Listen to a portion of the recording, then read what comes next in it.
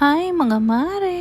Ngayong umaga nga ay pinasok ko na nga dito sa kwarto itong bata para nga sana ipatulugin. Kaya lang tingnan nyo naman yung mata niya, may balak bang matulog yan? Napakadaldal nga ng batang ito tapos nga ang hilig-hilig niyang mangnermon. Para kasi siyang naninermon mga mare, talagang nagsasabi-sabi siya. Meron na naman siya nga ang bagong alam gawin ngayon. Kung dati ay pinapabula-bula niya lang yung laway niya, ngayon talagang pinapasulpit-sulpit na niya. Abay mga mare, binoblow-blow niya yung bibig niya. Ang hilig-hilig pa nga niyang ilabas yung dila niya. Medyo inaantok na nga siya dito. Paano ba naman? Nakikipaglaro siya, tumatawa siya, pero merong kasamang ngoryot.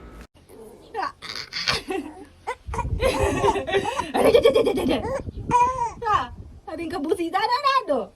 Sinumpong pa naman ang sinok niya kaya lalo siyang nagmuryo. Katapos nga namin naglaro dito ay mukhang nagutom nga yung bata kaya ayan pinadedi ko na muna. Ipupultang ko muna siya mga mare bago ko nga ilagay sa duyan para nga matulog siya. Alam niyo naman mga mare, pag talaga nagising siya ng alas 5 ng umaga, kailangan nga makatulog siya before 7. Dahil nga Friday ngayon mga mare, hindi nga naligo yung baby namin. Pagkagising nga niya, ayan nga nalimusan ko na nga siya. Ewan ko ba sa kanya, hindi naman tumutubo yung ngipin niya pero grabe siyang manggiligit talaga sa kamay niya. Pag naman binigyan ko siya ng teeter o kaya ng laruan, pag hindi niya nakuha agad nagmumuryot, kaya ayoko na nga lang siyang binibigyan. Napakainit talaga ng ulo niya. Pag hindi niya napasunod yung kamay niya, talagang magwawala to, doon siya magbubusit. Tapos ngayon nga nung hapon na binihisan ko na nga siya, nilamos ko na nga siya dyan. Buti na nga lang dito na ang tita Pay kaya merong nagsundo dito sa panganay ko. Lalabas sana kami sa terrace mga mare kaya lang napakaraming langaw. Nakabukas na naman yata yung tabing poultry namin kaya napakadami na namang langaw. Ayan nga yung panganay ko, para ngayon lang sila nagkita ni Banggel, talagang nagharuta. Ito naman yung baby ko, walang pakialam sa paligid niya. Pinapagbihis ko na nga yung panganay ko dyan pero maglalaro muna daw sila ni Banggel. Nuko.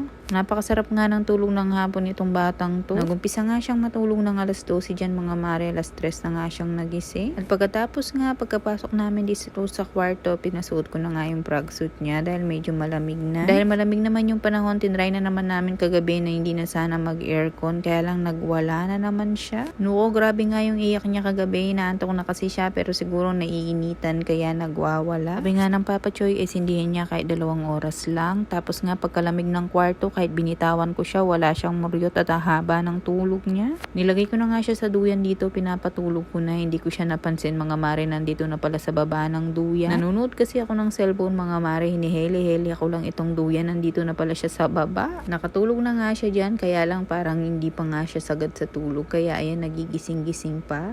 Pagkatapos nga binaba ko na nga siya sa duyan, dito ko na nga lang siya papatulugin sa tabi ko. Nakatulog na nga siya dito sa duyan, kaya lang nung binitawan ko siya dito sa higaan niya nagigising-gising. Kaya yan ang ginawa ko, kinarga ko muna siya, pinalalim ko muna yung tulog niya. Pagkatapos ko nga mapalalim yung tulog niya ngayon, sasabay na nga akong matulog sa kanya. Paano ba naman pag nagising na siya ng alas 3 sa madaling araw, hindi na nga mahaba yung tulog niya, pagising-gising na. Kaya ang siste, hindi na ako makatulog ng maayos. O siya mga mare.